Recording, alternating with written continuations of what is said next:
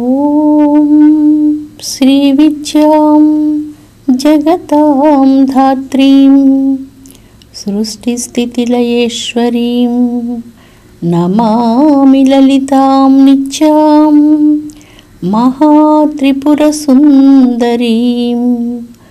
ఓం శ్రీమాత్రే నమః. ఓం శ్రీ లలితాంబికాయై నమః. శ్రీ లలితాంబిక రహస్యనామ సహస్రాలలో కాళరాత్రాది శక్తౌఘవృత అన్నటువంటి 10 బీజమంత్రాలు కలిగిన ఈ నామం కాళరాత్రిని గురించి మాట్లాడుతున్నది. కాళరాత్రి అన్నటువంటిది ఒక అద్భుతమైన శక్తి. ఈ మహత్తరమైనటువంటి శక్తి మన హృదయంలో ఉన్నటువంటి అనాహత కమలంలో ఉన్నది. ఈ శక్తి చుట్టూ కూడా 12 దళాలు పరివేష్టించి ఉన్నాయి. అవి కకారం నుంచి టకారం వరకు 12 దళములున్నాయి. ఈ 12 దళములందు 12 రకములైనటువంటి శక్తులు ఆవరించి ఉన్నాయి. ఈ దేవతలందరి సమూహం మధ్యలో ఉన్నటువంటి శక్తిని కాళరాత్రి అంటూ ఇక్కడ నామంలో పేర్కొంటున్నారు. వరాహ పురాణంలో రుద్రుని యొక్క రౌద్రీ శక్తిగా ఈ శక్తి ఉద్భవించి ఈ శక్తి నీలగిరులకు వెళ్ళి ఘోరమైనటువంటి తపస్సును చేస్తుంది. అది ఒక అద్భుతమైనటువంటి కథావృత్తాంతం. బ్రహ్మదేవుడు చండీ సప్తశతిలో శ్రీ మహావిష్ణువు యోగ నిద్ర వశీకృతుడై ఉన్నప్పుడు ఆయన నేత్రాలలో వసించి ఉన్నటువంటి యోగ నిద్రను ప్రార్థన చేస్తారు. ఆ యోగ నిద్రాదేవి కాళరాత్రి స్వరూపిణిగా, మహారాత్రిగా, దారుణ రాత్రిగా, ఇలాగ అనేక రాత్రుల స్వరూపంగా పేర్కొనబడుతుంది. రుద్రుని యొక్క రౌద్రీ శక్తియే కాళరాత్రి. అనేక రకాల రాత్రులు ఉన్నాయి. దారుణమైనటువంటి రాత్రి, భయంకరమైన కాళరాత్రి, మహారాత్రి, ఇన్ని రకాలైనటువంటి రాత్రులు, ఈ స్వరూపాలన్నీ కూడా రుద్రుని యొక్క తామసిక శక్తిగా ఇక్కడ వర్ణించబడింది. కాళరాత్రాది శక్తౌఘవృత అన్నటువంటి ఈ నామంలో 10 బీజమంత్రాలు ఉన్నవి. కాళరాత్రి స్వరూపిణి అయినటువంటి జగజ్జనని మానవులందరినీ ఈ తామసికమైనటువంటి గుణాల నుంచి రక్షించునుగాక. జగజ్జనని ఇంత అద్భుతమైనటువంటి కర్మభూమిలో మనకు జన్మను ప్రసాదించింది. ఆ జన్మను మనం సార్థక్యం అందించుకునే విధంగా మనల్ని దీవించి మనలో ఉన్న తామసిక శక్తులన్నిటినీ హరించి వేసి అద్భుతమైనటువంటి కర్మయోగులుగా, మహాజ్ఞానులుగా, సజ్జనులుగా అందరినీ తీర్చిదిద్దాలని జగదంబ పాదపద్మాలకు భక్తితో నమస్కరిద్దాం. ఈ సందర్భంలో ఒక చక్కని కథను మనం చెప్పుకుందాం. ప్రాచీన కాలంలో ఎవరు అన్నాలు అమ్మేవారు కారు. అప్పుడు ఎక్కడ కూడా ఎవరైనా పేదరాశి పెద్దమ్మ పూటకూడ ఇల్లు ఉంటే వాళ్ళ దగ్గరికి వెళ్ళి రాజులు కానీ పెద్ద పెద్ద అతిథులు వెళ్ళి భోజనాలు చేసి అలాంటి వాళ్ళ దగ్గర వాళ్ళకి ఏదన్నా బహుమానంగా ఇచ్చి వెళ్ళేవాళ్ళే తప్ప అన్నాన్ని అమ్మేటువంటి సాంప్రదాయం మన దేశంలో లేదు. అన్నం అమ్మలేం, చాలా కష్టం కలుగుతుంది. అది అన్నదానం చేయమంటే సంతోషం కలుగుతుంది, కానీ అన్నం అమ్మడం అనేటువంటిది మన సాంప్రదాయం కాదు, మన వల్ల కాని పని అసలు. అది అన్నదానం అంటే నాకు చాలా ఇష్టం. ఎవరైనా వచ్చినప్పుడు స్వయంగా వాళ్ళకి అన్నం పెడుతుంటే కలిగే సంతోషం అసలు మాటలతో వర్ణించలేనటువంటిది. బ్రహ్మానంద సుఖాన్ని మనం అనుభవిస్తాం ఎవరికైనా అన్నం పెడుతుంటే, అంత సంతోషం కలుగుతుంది. ఒకసారి ఒక ప్రదేశంలో ఒక భయంకరమైనటువంటి క్షామం కలిగింది. ఆ క్షామంలో నుంచి మానవులందరికీ అన్నపానీయాలు అందించాలనేటువంటి ఉద్దేశంతో ఆ దేశానికి సంబంధించిన చక్రవర్తి ఎక్కడెక్కడ ఈ క్షామ పరిస్థితులు ఉన్నవో అక్కడంతా కూడా అన్నదాన కేంద్రాలను ఏర్పాటు చేసి ప్రజలందరికీ ఈ క్షామ పరిస్థితుల్లో అన్నాన్ని సమర్పిస్తూ వచ్చారు. ఇలాంటి సందర్భంలో ఒక వృద్ధుడు చాలా ఆలస్యంగా రాత్రి సమయంలో అన్నం కోసంగా అక్కడికి వచ్చారు. అయితే అప్పటికే అందరికీ భోజనాలన్నీ పెట్టి పూర్తయి అది అక్కడి నుంచి పనిచేసినటువంటి వాళ్ళంతా విశ్రాంతి తీసుకోబోయే సమయం. అందువల్ల ఆ వృద్ధులను చూడగానే కొంత విసుగుపడి వాళ్ళందరూ ఇప్పుడు అందరికీ పూర్తి అయిపోయింది భోజనం పెట్టడం, మరలా మీరు రేపు ఉదయం రావాల్సి ఉంటుంది అని చెప్తారు. అయితే అతడు చాలా నిరాశతో బాధతో వెనకకు తిరిగి వెళ్తుండగా ఇంతలోపల ఒక యువకుడు అక్కడికి వచ్చి ఆ వృద్ధుని నిరాశపరచకుండా తిరిగి అన్నసత్రంలోనికి తీసుకొని వచ్చి ఇతన్ని నిరాశతో పంపించకుండా ఏదైనా పెట్టి పంపించండి అంటారు. ఇప్పుడు ఇక్కడ ఏమీ లేవండి, అన్నీ పూర్తయిపోయాయి, ఉదయం పూట రావాలి అని చెప్తారు. చాలా వృద్ధుడుగా ఉన్నటువంటి ఆ వ్యక్తిని నిరాశపరచకూడదన్నటువంటి ఉద్దేశంతో యువకుడు వాళ్ళని చాలా బ్రతిమిలాడి అప్పటికప్పుడు కొంత భోజనం తయారు చేయించి అతనికి ఇవ్వగానే ఆ వృద్ధుని వదనంలో కలిగిన సంతోషం వర్ణనాతీతమైనటువంటిది. ఏది పెట్టినా ఇక దానికి వద్దు అనేటువంటిది ఉండదు. కానీ అన్నానికి మాత్రం వద్దు అని ఖచ్చితంగా చెప్తూ ఉంటాం. ఇక నేను తినలేను, నాకు వద్దు అనేటువంటిది ఒక్క అన్న విషయంలో మాత్రమే సాధ్యమవుతుంది. అతడు చాలా సంతోషపడి అన్నాన్నంతా మూట కట్టుకొని అక్కడి నుంచి బయలుదేరతారు. యువకుడు అంతటితో సంతోషపడకుండా ఆ మూటను తాను తీసుకొని ఆ వృద్ధుని అక్కడి నుంచి నడిపిస్తూ, మీ ఇల్లు ఎక్కడుందో చెప్పండి, నేను అక్కడ మిమ్మల్ని విడిచిపెడతాను, ఈ మూట మీరు ఎత్తుకోనక్కర్లేదు, నేను తీసుకొని వస్తానని చెప్తారు. ఆ వృద్ధుడు చాలా సంతోషపడి ఈ మూటను ఆ యువకునికి ఇచ్చి వారిద్దరూ అరణ్య మార్గంలో వెళ్తున్నప్పుడు ఒక పెద్ద సైనికుల బృందం అక్కడ కనపడింది. వారందరూ యువకుడిని చూడగానే క్రిందకి దిగి అందులో ఉన్నటువంటి ఆ సైన్యాధిపతి యువకునికి నమస్కారం చేస్తారు. అప్పుడు ఆ యువకుడిని మీరెవరు అంటూ వృద్ధుడు అడిగాడు. అప్పుడు ఆ యువకుడు ఏం చెప్పలేదు. నేను ఆరోగ్యంగా బలంగా ఉన్నటువంటి ఒక యువకుడిని, మీరు బలహీనంగా శక్తిహీనంగా నడవలేకుండా ఉండే ఒక వృద్ధుడు. ఇది మన పరిచయం, చాలు కదా, ఈ పరిచయం చాలు, ఇక్కడి నుంచి మనం వెళ్తామంటూ అతడితో ఏమీ మాట్లాడకుండా ఆ మూటను తీసుకొని వాళ్ళ ఇంటి వరకు వచ్చారు. ఈ వృద్ధుడు దారంతా ఆలోచిస్తున్నాడు. ఎవరి యువకుడు, ఎందుకు ఆ సైన్యాధిపతి తనకు నమస్కారం చేశాడు? బాగా ఆలోచించగా అతని మనసులో తటాలను ఒక ఆలోచన వచ్చింది. ఆ ఆలోచన ఏంటంటే, యువకుడు ఈ దేశానికి సంబంధించిన మహారాజు. వెంటనే అతడు ఆ రాజుగారికి నమస్కారం చేస్తూ, ప్రభు, మీ గురించి నేను చాలా విన్నాను, మీరు విక్రమార్క మహారాజు అని తెలిసింది. విక్రమార్క మహారాజు మాత్రమే ఇంత ఔదార్యంతో, ఇంత ప్రేమతో, ఇంత కరుణతో, ఇంత జాలితో, ఇలాంటి నిస్వార్థ భావంతో ప్రజలను ప్రేమించగలరనని విన్నాను. ఇప్పుడు నేను స్వయంగా చూశాను.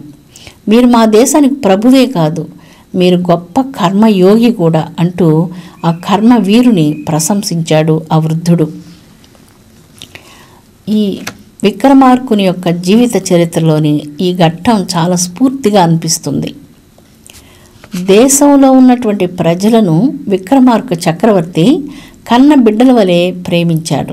ఎవరో ఒక నిరుపేదగా ఉన్నటువంటి వృద్ధుడు ఒక పూట భోజనం చేయకపోతే తనకేమిటి అనుకోలేదు. అతని కోసం స్వయంగా దగ్గరుండి వండించి అతనికి అన్నం తినిపించి మర్నాటికి కూడా కావలసినటువంటి అన్నాన్ని అతనికి మూట కట్టించి అంతటితో తృప్తి పడకుండా ఆ మూట తీసుకొని ఇంటి వరకు వచ్చి వదిలిపెట్టినటువంటి ఆ ఔదార్యం, ఆ సుగుణం చాలా అమూల్యమైనటువంటిది. ఇది భారతీయత, ఇది సనాతన ధర్మం, ఇది కర్మయోగం. కర్మ యోగంగా చేయాలి. మనం కర్మని యోగంగా చేయడం ఎప్పుడో మర్చిపోయాం. కర్మయోగాన్ని గురించి భగవద్గీతలో కేవలం చదువుకుంటూ ఉంటాము. కర్మయోగం చాలా శ్రేష్టమైనటువంటిది. ఏదైనా యోగం చేసేటప్పుడు యోగస్థ కురు కర్మాణి అని భగవద్గీత చెప్తుంది. ఏ యోగాలను ఆచరించేదానికి ముందు దాన్ని సరిగ్గా అర్థం చేసుకోవాలి అంటుంది. కర్మను ఒక యోగ భావనతో చేయమంటూ భగవద్గీత చాలా అద్భుత సందేశాన్ని మనకు ప్రసాదించింది. పని మనం చేస్తుంటాం. పనిని పనిగా చేయడం కంటే పనిని ఒక యజ్ఞంగా, పనిని ఒక పూజగా, ఒక మహాయోగంగా ఆ కర్మను మనం చేయడం చేత కర్మ యోగం అవుతుంది. ఈ రహస్యం మనకు అర్థమైతే మన జీవితం సాఫల్యమవుతుంది. కాళరాత్రాది శక్తో గౌరత అన్నటువంటి మంత్రంలో ఏ దేవి అయితే కాళరాత్రియో, ఏ దేవి అయితే మోహరాత్రియో, ఏ దేవి అయితే మహారాత్రి స్వరూపిణిగా ఉన్నదో, ఈ రాత్రులన్నీ భయంకరమైనటువంటి రాత్రులు.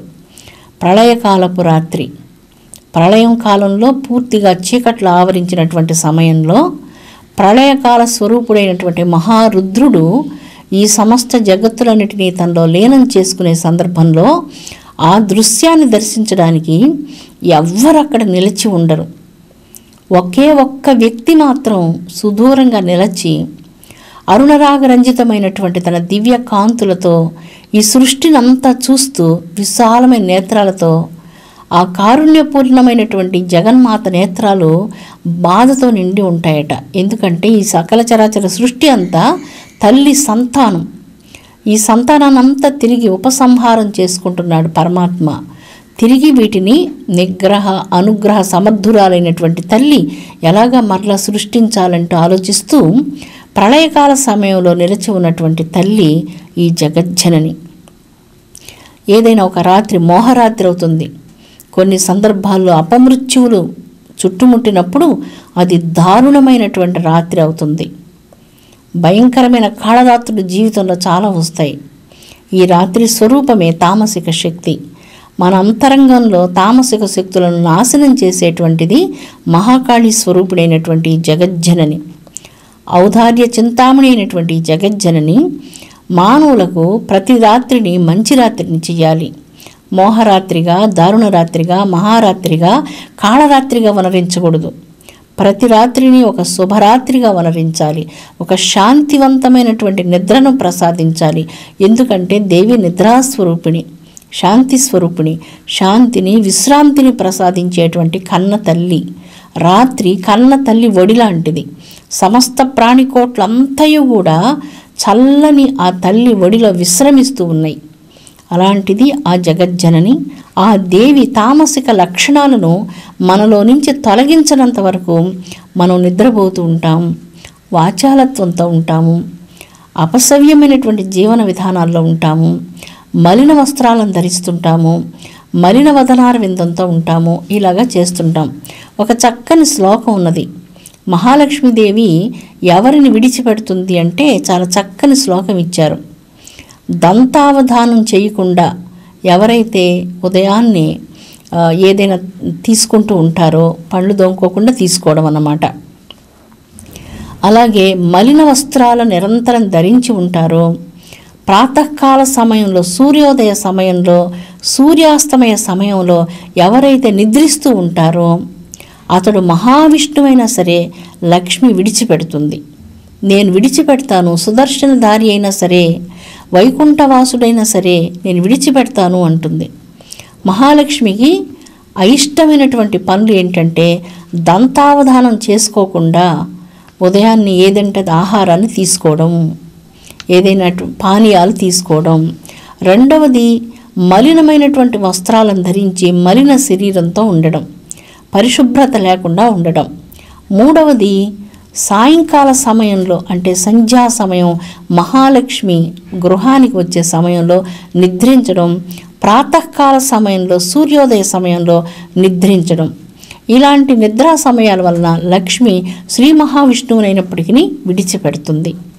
అందువల్ల ఇలాంటివన్నీ మనం తెలుసుకొని సౌభాగ్యవంతమైనటువంటి ఆరోగ్యవంతమైన జీవనం గడపాలంటే ఈ తామసిక లక్షణాల నుంచి మనం విడిపడాలి. తల్లి అనుగ్రహం కావాలి. అప్పుడే ఆరోగ్యవంతమైన జీవితం మనకు సంప్రాప్తిస్తుంది. తామసిక లక్షణాలు మన జీవితంలో తొలగిపోతాయి. మనం ఆరోగ్యంగా, శాంతిగా జీవించగలం. కాళరాత్రాది శక్తౌఘ వృత అన్నటువంటి ఈ నామంలో 10 బీజమంత్రాలు ఉన్నవి. ఈ 10 బీజమంత్రాలు మహాకాళీ స్వరూపమైనటువంటి దేవి యొక్క చేతనా శక్తులను గురించి వర్ణిస్తున్నాయి. అమ్మవారు వామదేవి స్వరూపంతో కర్ణికా మధ్యంలో 12 దళాలలో అనేక రకాలైనటువంటి చైతన్య శక్తులు, కకారం నుంచి ఠకారం వరకు ఉన్నటువంటి అక్షర దేవతలు తన చుట్టూ పరివేష్టించి ఉండగా ఈ జగజ్జనని కాళరాత్రి స్వరూపుడైనటువంటి తల్లి మన అంతరంగంలో ప్రకాశిస్తున్నది. ఆ జగజ్జనని మన అంతరంగంలో ఉన్నటువంటి తామసిక శక్తులన్నిటినీ నశింపచేసి శుద్ధ సాత్విక అంతరంగాన్ని ప్రసాదించాలని లోకజనని పాదాలను భక్తితో మనం వేడుకుందాం. కర్మను యోగంగా చెయ్యాలి. సేవ ఎలా చెయ్యాలి? సేవ చేసేటువంటి వ్యక్తికి మొండి పట్టుదల ఉండకూడదు.